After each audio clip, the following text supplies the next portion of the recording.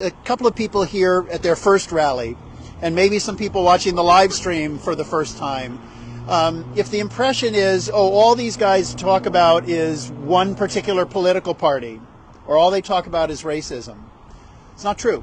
First of all, you guys are probably shocked. You've heard me mention certain politicians' names more today than I regularly do.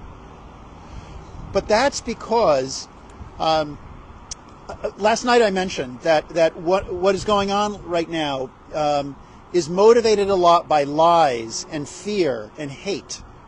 And last night in the Newtown rally, I talked about how we need to fight the weakness of lies with the strength of the truth. We need to fight the weakness of fear with the strength of hope, and we need to fight the weakness of hate with the strength of love.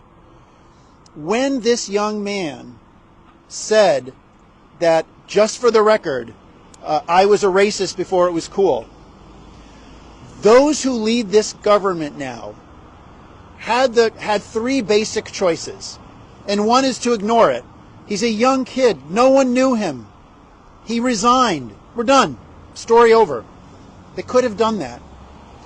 They could have said, you know what, we stand with Justice Southbury. We condone that. We think it's bad that he thought that he was proud to do that. We think it's bad to say racism is cool. It is uncool. They could have done that and did not. Instead of ignoring and instead of censoring, they chose to lionize him. They chose to lift him up. And that's why I'm being so specific today, because we're going to need to be active and vigorous about these things. If this is the America that many people want, we need to make sure that others can see this is the America we're getting. And if we don't want it, we need to be vigilant and we need to be vocal. And we need to talk about that message of love.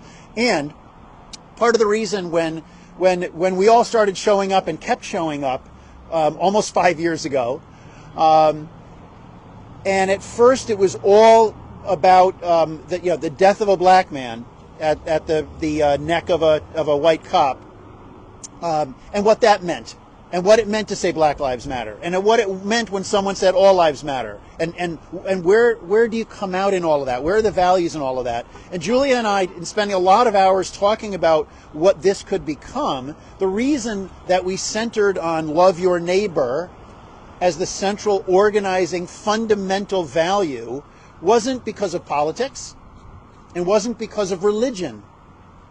It's because if you start there and you build from there, you get to good places. And so it's why I often when I have conversations with people who oppose what we do, I say, look, I started Love Your Neighbor. Where do you start? And that's a difficult thing for people to talk about, because they say, oh, you're just Mr. Lawyer playing chess, and I see how you're trying to box me in.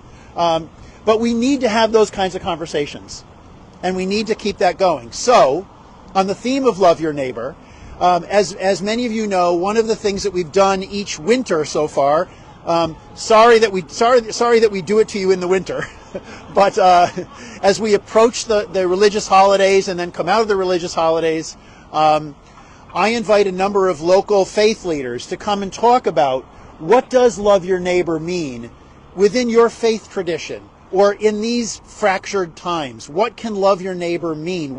How should it motivate people? Because really, we are not about politics here. We are not about religion here. We are about how should one person treat another? How should one group treat another group? That's what we're about. We're about the communication of those kinds of values.